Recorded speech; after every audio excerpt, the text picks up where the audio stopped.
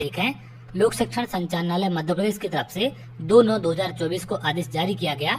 इसका विषय है अतिथि शिक्षक पोर्टल के संबंध में। तो यहाँ पर जीएफएमएस पोर्टल के संबंध में आदेश जारी किया गया है।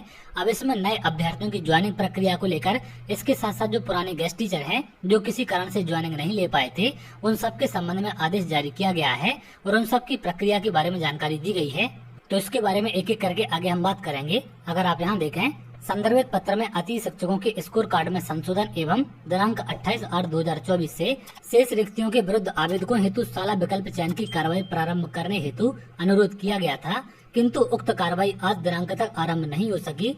अतः कृपया प्रथमतः अतिथि शिक्षकों के संदर्भित पत्रानुसार संशोधित स्कोर कार्ड जारी करते हुए शैक्षणिक सत्र 2024-25 में शेष नवीन रिक्तियों के विरुद्ध दिनांक 4/9/2024 से आवेदकों हेतु जीएफएमएस पोर्टल पर साला विकल्प चयन की सुविधा तत्काल प्रारंभ की जाए। तो यहाँ पर कल से आपकी प्रक्रिया स्टार्ट होने वाली है। इसके अतिरिक्त निम्नानुसार कार्रवाई करने का कष्ट करें। तो जो नए अभ्यर्थी हैं इनको जीएफएमएस पोर्टल पर साला विकल्प का चयन करना पड़ेगा। अब प्रक्रिया कैसे होगी, कैसे आपको चयन करना है, इसके बारे में आपको जैसे प्रक्रिया स्टार्ट होगी स्टेप बाय स्टेप सारी जानकारी दे दूंगा। अब यहाँ पर प्रक्रिया के साथ साथ स्कोर कार्ड में भी संशोधन किया गया है जिसकी जानकारी विभाग की तरफ से यहाँ पर आपको दी गई है। अब यहाँ पर क्या क्या कार्रवाई की जानी है। सबसे पहला है अतिथि शिक्षक पोर्टल को एजुकेशन पोर्टल के साथ रिक्त अपडेशन को डायनेमिक किया जाए। विद्यालय में नियमित शिक्षक की पदस्थापना होने के उपरांत संबंधित पैनल की रिक्ति के विरुद्ध कार्यरत अतिथि शिक्षक को पोर्टल से ऑटो रिलीव की सुविधा उपलब्ध कराई जाए। अतिथि शिक्षक पोर्टल से ऑटो रिलीव किए गए अतिथि शिक्षकों की माहवार संभागवार रिपोर्ट एडमिन लॉगिन पर उपलब्ध कराई जाए।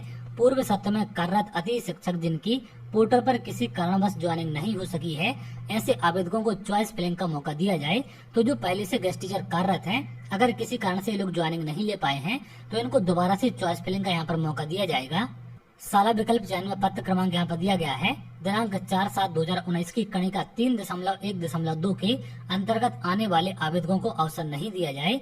तो ऐसे आवेदकों को यहाँ पर अवसर नहीं दिया जाएगा जिनका परीक्षा परिणाम 30% से कम रहा है, क्योंकि इस कणिका क्रमांक में यही जानकारी आपको दी गई है कि जिनका परीक्षा परिणाम 30% से कम है उनके आवेदन स्वीकार नहीं किए जाएंगे। वर्तमान में अतिथि शिक्षकों को पोर्टल पर प्रदर्शित समस्याओं का निराकरण अभी तक नहीं हुआ है, अतः प्रदर्शित जीएफएमएस पोर्टल पर समस्याओं का निराकरण किया जाए एवं निम्नानुसार अपडेशन की बिंदुवार कार्रवाई की जाए। तो जो भी समस्याएं ज्वाइनिंग को लेकर निकलकर सामने आ रही थी उनका निराकरण करने का आदेश भी यहाँ पर जारी किया गया है। सबसे पहला पॉइंट देखें, अतिथि शिक्षक को पोर्टल पर ज्वाइनिंग रिक्वेस्ट करने में त्रुटि प्रदर्शित हो रही है।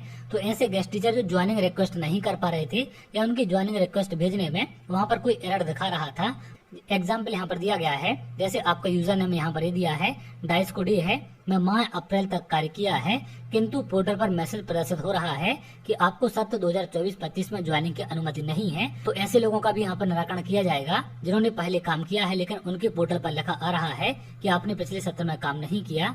अगला पॉइंट है, अतिथि शिक्षक द्वारा ज्वाइनिंग रिक्वेस्ट करने के उपरांत साला प्रभारी के लॉगिन पर रिक्वेस्ट प्रदर्शित नहीं हो रही। तो अगर आपने रिक्वेस्ट भेजी है लेकिन आपके साला प्रभारी की आईडी पर रिक्वेस्ट नहीं पहुंची है तो इसका भी निराकरण यहाँ पर किया जाएगा। अतिथि शिक्षक ने विद्यालय में कार्य किया है किंतु विद्यालय डाइस कोड में ज्वाइनिंग रिक्वेस्ट प्रदर्शित हो रही है, अन्य आवेदकों को इस प्रकार की समस्या पोर्टल पर आ रही है, तो ऐसी समस्याएं हैं तो इनका भी निराकरण होगा। आवेदक ने SSS1 गणित में कार्य किया है किंतु SSS1 भौतिक शास्त्र में ज्वाइनिंग रिक्वेस्ट प्रदर्शित हो रही है, तो ऐसी समस्याओं का भी निराकरण होगा कि आपने किसी और सब्जेक्ट के गेस्ट टीचर के रूप में काम किया है, जो आपकी पोर्टल पर रिक्वेस्ट आ रही है अब वो किसी और सब्जेक्ट से आ रही है, तो इनका निराकरण भी यहाँ पर किया जाएगा। आवेदक द्वारा विद्यालय में लॉन्ग टर्म रिक्ति के विरुद्ध कार्य किया गया किंतु पोर्टल पर मैसेज प्रदर्शित हो रहा है कि आपके द्वारा लॉन्ग टर्म रिक्ति के विरुद्ध विगत सत्र में कार्य नहीं किया गया। तो ऐसी दिक्कतें भी तमाम लोगों को निकलकर सामने आई हैं जिनके पोर्टल पर ऐसा मैसेज प्रदर्शित हो रहा है, तो इनका भी निराकरण होगा। विगत सत्र में कार्यरत अतिथि शिक्षकों हेतु आगामी आदेश तक पोर्टल प्रारंभ किया जाए। तो यहाँ पर आगामी आदेश तक पोर्टल को शुरू करने का आदेश जारी हो चुका है। विगत सत्र में SSS2 IT में कार्यरत अतिथि शिक्षकों को पोर्टल पर SSS3 IT में ज्वाइनिंग करने की सुविधा उपलब्ध कराई जाए। तो एक विकल्प ये भी यहाँ पर उपलब्ध कराया जाएगा।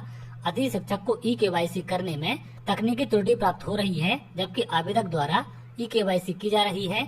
उक्त समस्या अन्य आवेदकों को भी पोर्टल पर प्रदर्शित हो रही है, तो इनका भी यहाँ पर निराकरण होगा। सत्र 2024-25 में आवेदकों द्वारा जीएफएमएस पोर्टल पर दर्ज रिक्वेस्ट की रिपोर्ट में रिजेक्ट प्रकरण एवं साला प्रभारी स्तर पर लंबित प्रकरणों की रिपोर्ट की सूची, जिसमें विद्यालय का नाम एवं डाइस कोड तथा आवेदक का नाम एवं पैनल के नाम सहित उपलब्ध कराई जाए। उपरोक्तानुसार सुविधा जीएफएमएस पोर्टल पर शीघ्र उपलब्ध कराने का कष्ट करें। तो ये सारी सुविधाएं शीघ्र यहाँ पर पोर्टल पर उपलब्ध कराई जाएंगी और कल से आपकी नए अभ्यर्थियों के आवेदन की प्रक्रिया स्टार्ट हो जाएगी और नए अभ्यर्थियों की काउंसलिंग चॉइस फिलिंग के आधार पर कराई जाएगी। तो कल जैसी प्रक्रिया स्टार्ट होगी मैं आपको स्टेप बाय स्टेप सारी चीजें क्लियर कर दूंगा। आप लोग किसी भी प्रकार की जल्दबाजी नहीं करेंगे क्योंकि बहुत सारी दिक्कतें ऐसी निकल कर सामने आती हैं जिसके चलते आप लोग गलती करते हैं और उसके बाद समस्याएं आती हैं। तो आप लोग बार बार कमेंट करते हैं, मैसेज करते हैं कि सर हमें ये समस्या आ रही है। तो पहले आप लोग प्रक्रिया को स्टेप बाय स्टेप देख लेंगे कि कैसे कैसे हमें प्रक्रिया करनी है, उसके बाद ही आप लोग प्रक्रिया शुरू करेंगे। और एक चीज और हो सकती है कि जैसे कल आपका पोर्टल स्टार्ट होगा तो पोर्टल पर लोड ज्यादा रहेगा, जिसके चलते हो सकता है कि आप लोग प्रक्रिया को सही तरीके से ना कर पाएं। तो आप लोग को परेशान नहीं होना है, थोड़ा बहुत आप लोग पेशेंस बनाकर रखेंगे।